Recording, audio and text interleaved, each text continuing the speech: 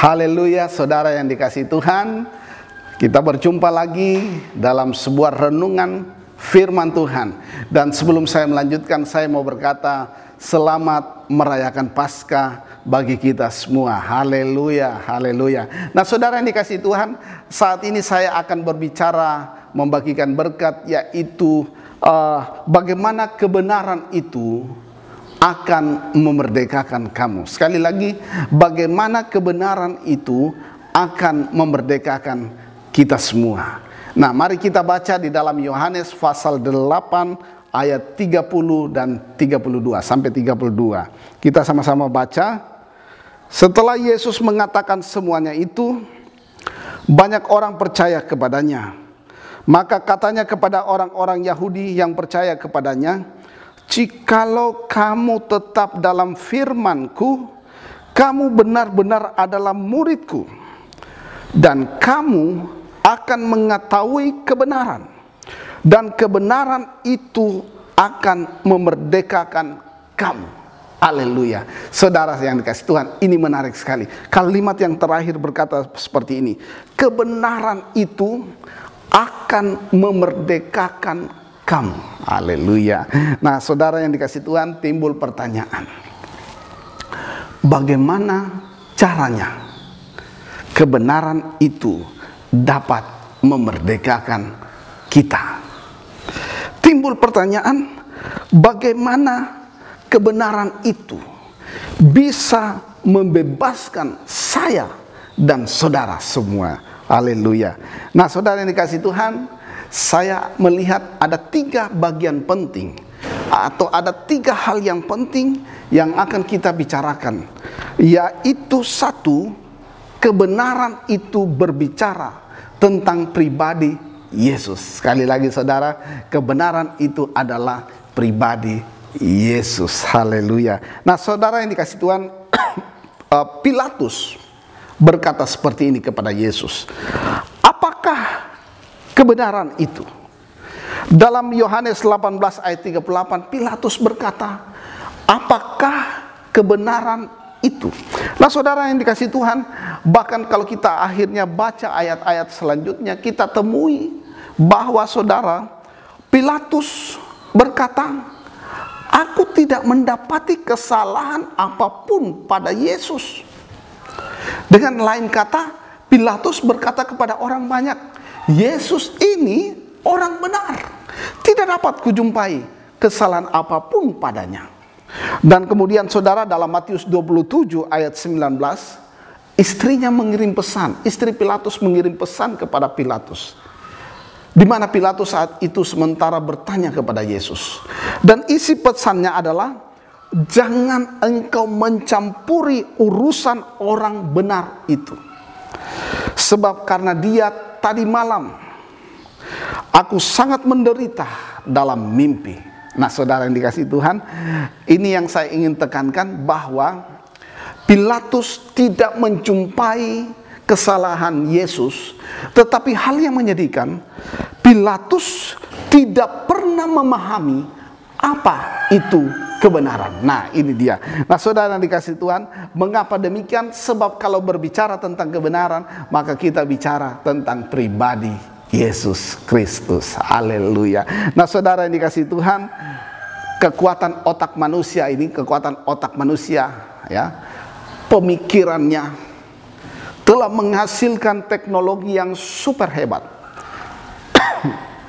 Saudara yang dikasihi Tuhan, kalau kita mau melihat benda di langit, saudara memakai teleskop, mau melihat keadaan langit, benda-benda yang ada di langit. Kalau saudara mau melihat virus atau benda atau makhluk yang kecil, yang ukurannya sangat kecil, atau saya mau berkata ukurannya mikro, maka saudara memakai mikroskop. Itu contoh kecil bagaimana kecerdasan manusia menghasilkan hal-hal yang super hebat. Tetapi saudara yang dikasihi Tuhan, kecerdasan manusia dan pemikirannya tidak bisa menghasilkan mereka dapat mencari kebenaran. Saudara yang dikasihi Tuhan, saya mau berkata, saat ini manusia selalu mencari kebenaran. Manusia selalu mencari kebenaran. Dan sekali lagi, dengan kecerdasan dan pemikirannya, manusia tidak akan mampu menemukan kebenaran. Sebab apa, saudara yang dikasihi Tuhan? Sebab kalau berbicara tentang kebenaran, maka kebenaran itu adalah pribadi Yesus Kristus. Haleluya. Maka kalau saya berkata seperti ini, di manakah kita akan menemukan kebenaran? Di manakah dapat aku temukan kebenaran? Yohanes 14 ayat 6 berkata begini. Waktu Yesus menjawab perkataan Thomas, dia berkata apa? Akulah jalan, kebenaran, dan hidup. Haleluya. Nah, saudara yang dikasihi Tuhan, Yesus memproklamirkan dirinya sebagai jalan kebenaran. Yesus memproklamirkan pribadinya sebagai jalan kebenaran. Dan ini adalah fakta. Manusia tidak dapat mengenal kebenaran kecuali kebenaran itu memproklamirkan dirinya sendiri. Haleluya. Jadi saudara yang dikasihi Tuhan, saya mau berkata sederhana seperti ini. Manusia tidak dapat menjumpai Allah, tetapi melalui Yesus Kristus, Allah datang menjumpai manusia. Haleluya. Yang saya mau katakan, inisiatif itu datangnya dari Tuhan. Haleluya. Nah, saudara yang dikasihi Tuhan, jadi kalau bicara tentang kebenaran, maka itu bicara perjumpaan Allah dan manusia. Nah, saudara yang dikasihi Tuhan, Allah yang memulaikan itu. Pribadi Yesus yang adalah Allah datang kepada kita. Pribadi itu yang mempesona itu. Kebenaran itu, itulah Yesus Kristus. Dia datang kepada saudara dan saya. Dia memproklamirkan, akulah jalan, kebenaran, dan hidup. Haleluya. Saudara yang dikasihi Tuhan, sederhana sekali. Ketika kita menemukan Yesus, kita menemukan semuanya. Amin. Haleluya. Temukan Yesus, maka engkau akan menemukan semuanya.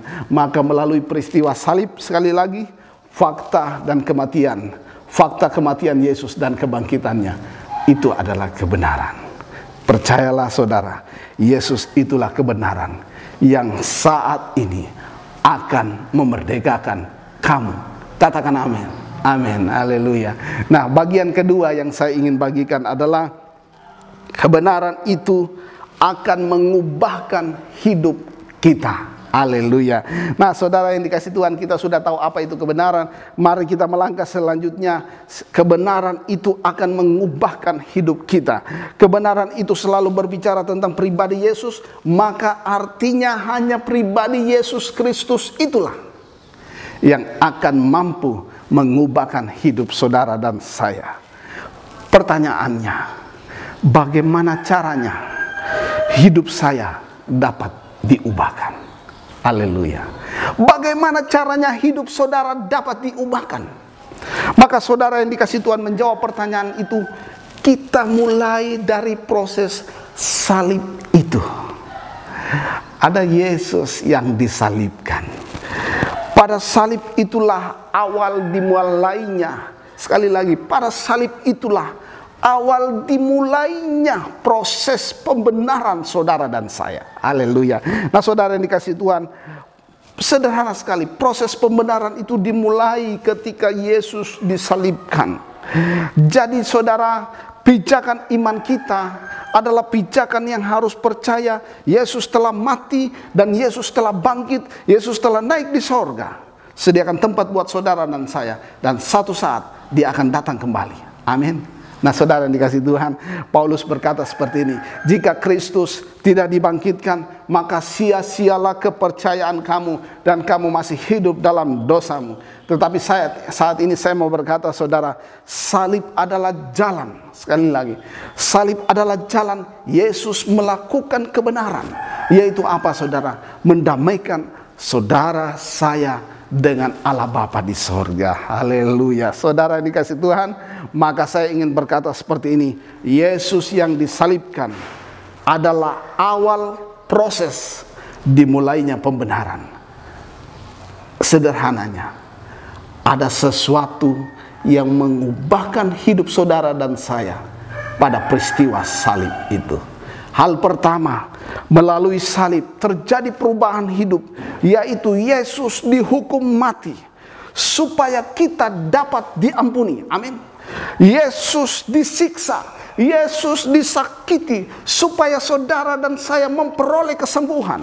Yesus dijadikan dosa oleh dosa-dosa kita supaya kita dijadikan benar oleh kebenarannya. Pada salib itu terjadi perubahan hidup manusia, yaitu Yesus menjalani kematian supaya kita dapat menerima kehidupannya. Pada salib itu Yesus menanggung kemiskinan kita, dan disitulah pada salib itu kita memperoleh kekayaannya yang melimpah. Pada salib itu hidup manusia diubahkan. Yesus dihina, Yesus diejek, Yesus diolok. Supaya apa? Peristiwa perubahan hidupmu terjadi. Engkau akan menerima kemuliaannya. Pada salib itu, saat Yesus menanggung rasa tertolak, Alkitab berkata, orang benar akan dibela Tuhan, orang benar akan didengarkan Tuhan. Tetapi pada salib itu Yesus merasa tertolak, Yesus menanggung rasa tertolak, dan dia berteriak, Eloi, Eloi, lama sabachthani, ya Allahku, mengapa engkau meninggalkan aku?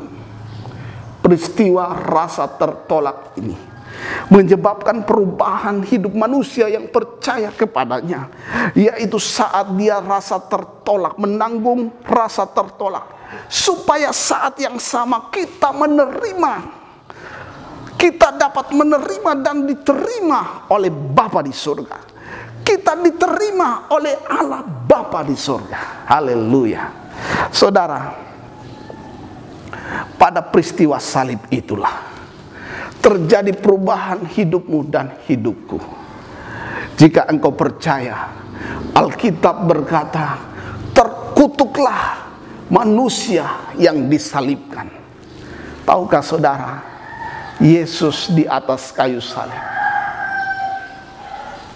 dia menjadi kutuk supaya engkau dan saya menerima berkatnya. Katakan amin.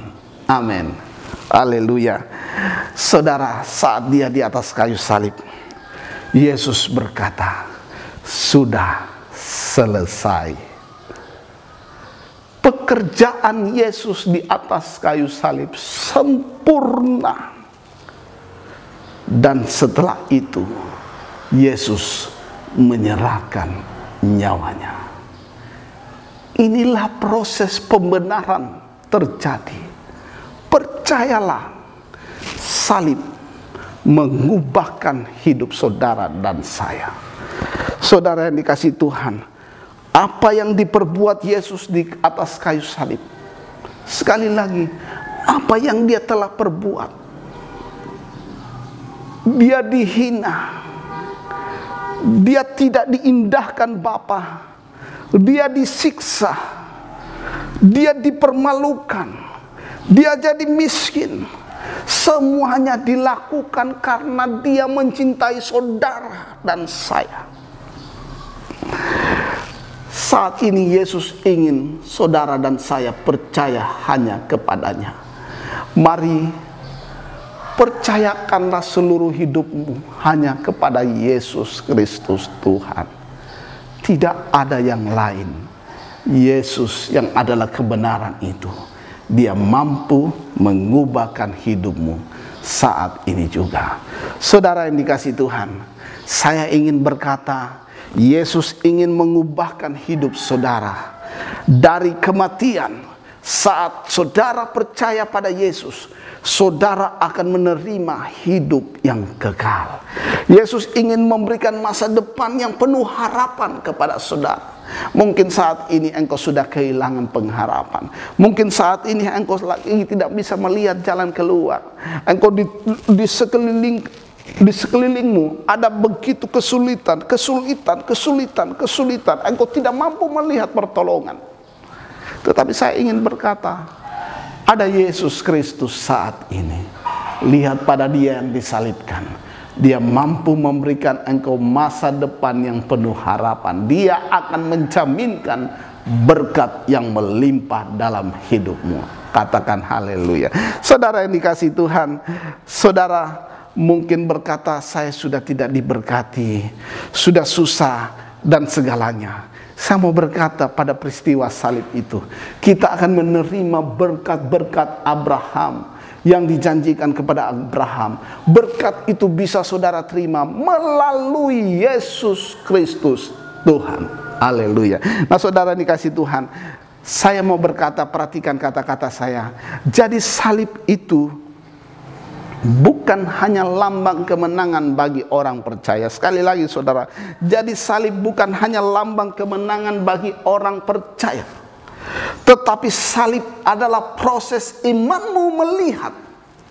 Proses imanmu melihat dimulainya pembenaran dirimu dan diriku saat Bapa di sorga terbuka menerima kita orang yang berdosa. Percayakah saudara? Haleluya. Saudara yang dikasih Tuhan, Yesus Kristus sanggup mengubahkan hidupmu saat ini juga. Haleluya. Nah saudara, hal yang ketiga, kebenaran akan membawa kita hidup kekal di sorga. Sekali lagi saudara, kebenaran itu akan membawa kita, akan menghentarkan kita, sehingga kita memperoleh hidup kekal di sorga. Katakan amin. Nah saudara dikasih Tuhan, dalam Yohanes 3 ayat 16 di sana dikatakan, begitu besar kasih Allah akan dunia ini sehingga dikaruniakan anaknya yang tunggal, supaya barang siapa yang, setiap orang yang percaya kepadanya tidak binasa, melainkan beroleh hidup yang kekal. Saudara yang dikasih Tuhan, jadi kalau kita melihat hal ini, bahwa mari lihat, pijakan iman kita adalah iman yang percaya pada kematian Yesus, iman yang percaya pada kebangkitan Yesus, iman yang percaya bahwa Yesus telah naik menyediakan tempat bagi kita, iman yang percaya bahwa Dia akan datang satu waktu untuk mengangkat kita kembali. Nah saudara yang dikasihi Tuhan, maka saya ingin berkata seperti ini, kekristenan itu adalah perjalanan iman. Kita punya tujuan. Alkitab berkata kewarganegaraan kita adalah kewarganegaraan sorga secara rohani. Kita ini asalnya dari sorga dengan iman. Nah saudara, kita harus kembali ke tempat di mana Yesus sediakan bagi kita, yaitu sorga. Nah saudara yang dikasihi Tuhan, dalam perjalanan kekristenan ini tidak ada yang kebal. Orang percaya mudah sekali terjebak. Tidak ada yang hebat. Orang percaya saja memiliki banyak kelemahan. Oleh karena itu saudara yang dikasihi Tuhan, ini perjalanan iman, yaitu satu perjalanan yang membutuhkan kekuatan. Alkitab berkata bukan langkah awal yang menentukan, tetapi langkah yang terakhir. Sehebat-hebatnya Anda menjadi penginjil, banyak membaptis orang, banyak menyelamatkan, memberitakan firman Allah dan seterusnya, banyak membuat mujizat. Tetapi Alkitab berkata seperti ini, engkau pembuat mujizat dan segalanya orang yang berkata aku telah buat mujizat, aku telah buat tanda heran dan segalanya. Yesus berkata apa? Aku tidak mengenal engkau. Saudara yang dikasihi Tuhan, kalau begitu apa yang harus kita buat? Belajarlah. Motivasi kita harus benar di hadapan Tuhan. Amin. Belajarlah mulai sekarang, sebagaimana Yesus mengasihi kita, kita pun mengasihi Dia.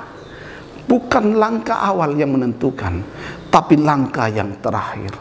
Jangan sampai saudara di langkah-langkah yang menentukan iman kita jadi mundur, kita jadi kehilangan semangat, kita kehilangan gairah, kita memiliki masa depan yang suram, ketiadaan percaya, mulai bersungut-sungut, tidak mengucap syukur dan seterusnya. Ingat, kebenaran itu yang akan menuntun kita sampai kepada sorga. Kita harus percaya. Oleh karena itu saudara yang dikasihi Tuhan, untuk kuat sampai langkah yang terakhir, kita membutuhkan makanan rohani. Nah saudara yang dikasihi Tuhan, makanan rohani yang paling penting buat kita adalah firman Tuhan. Saya ingin berkata, mari jika kita ingin kuat di dalam Tuhan, jika ingin kita sampai kepada langkah yang terakhir, jangan tinggalkan persekutuan dengan Tuhan. Makan makanan rohani, yaitu firman Tuhan. Yesus berkata dalam Matius 4 ayat 4. Matius 4 ayat 4, saudara berkata begini, manusia hidup bukan dari roti saja, tetapi dari setiap firman yang keluar, perhatikan kata, yang keluar dari mulut Allah. Kata keluar di sini artinya berjalan terus, sedang berlangsung terus. Saudara yang dikasihi Tuhan, kuasa firman Allah itu berkuasa, dan kuasanya itu berlangsung terus. Firman mampu mengadakan dari yang tidak ada menjadi ada. Kuasa ini berjalan terus, kemarin, hari ini, besok, sampai selama-lamanya. Saudara yang dikasihi Tuhan, secara sederhana saya mau katakan bahwa firman yang keluar dari mulut Allah, secara sederhana saya mau katakan bahwa firman yang keluar dari mulut Allah, kuasanya tetap berlangsung saudara, sampai kekal. Langit dan bumi boleh berlalu, tetapi firman Tuhan kekal selamanya. Saudara yang dikasihi Tuhan, saya mau katakan, apapun yang kita lakukan, apapun yang sementara kita hadapi, dimanapun saat ini kita berada, kondisi yang bagaimanapun kita berada, saya mau ingatkan satu hal, hidup kita harus ada firman Tuhan. Kita harus kuat, dan iman akan kuat dengan mendengarkan firman Kristus, berita tentang Kristus. Di akhir zaman ini begitu banyaknya berita-berita yang menggoncangkan iman kita. Banyak berita-berita yang menyebabkan kekhawatiran, banyak berita yang menyebabkan kegelisahan dan ketakutan. Tapi saudara, milikilah berita firman Allah. Saya mau katakan, saudara yang dikasihi Tuhan, di akhir renungan ini, melalui kebenaran firman Tuhan ini, ada 3 hal yang penting yang harus kita imani. Yaitu 1, kebenaran itu adalah pribadi Yesus. Kebenaran itu mampu mengubahkan hidup saudara. Kebenaran itu membawa kita hidup kekal di sorga hanya dengan firman Tuhan. Sebuah lagu kata-katanya berkata, firman Tuhan itu kereta Allah yang mampu hantar jiwaku ke sorga. Saudara yang dikasihi Tuhan, sekali lagi, kalau kita kembali di awal, Pilatus berkata, apakah kebenaran itu? Pilatus tidak mengerti, karena Pilatus tidak percaya pada Yesus. Tetapi sore atau hari ini saya ingin berkata, saat ini saya berkata, pagi ini saya berkata kepada saudara, saudara bukan Pilatus. Saudara adalah orang yang percaya kepada Yesus. Buka hati saudara, percayalah pada Yesus. Dia siap berbicara di hatimu. Dialah kebenaran, hanya dialah yang mampu mengubahkan hidupmu. Dan dialah kebenaran, hanya dialah yang bisa menghantar kita sampai ke sorga. Haleluya. Di akhir program ini saya ingin berkata, jangan takut, tetaplah melangkah dengan iman, ya, sekalipun sekeliling kita banyak jebakan, banyak dunia ini dalam kegelapan, tetapi dengan firman Tuhan, Alkitab berkata, apabila firman ada, dia adalah pelita bagi kaki kita, sehingga waktu kita berjalan, kita tidak takut untuk terhantuk atau jatuh. Saudara dikasihi Tuhan, dalam perjalanan iman ini Yesus menyediakan juga penolong. Yohanes pasal 16 ayat 13a berkata begini. Saudara, Yohanes 16 ayat 13a berkata begini, tetapi apabila ia datang, yaitu roh kebenaran, ia akan memimpin kamu dalam seluruh kebenaran. Haleluya. Saudara yang dikasihi Tuhan, di akhir program ini saya ingin berkata, tetap semangat, tetap mengasihi Tuhan. Doa saya, kuasa dan kasih Tuhan tetap akan jadi milik kita, sehingga kita sampai pada langkah yang terakhir, kita menerima hidup yang kekal di sorga bersama Yesus Kristus. Haleluya. Saudara yang dikasihi Tuhan, Tuhan Yesus memberkati saudara semua. Haleluya, haleluya, haleluya. Amin.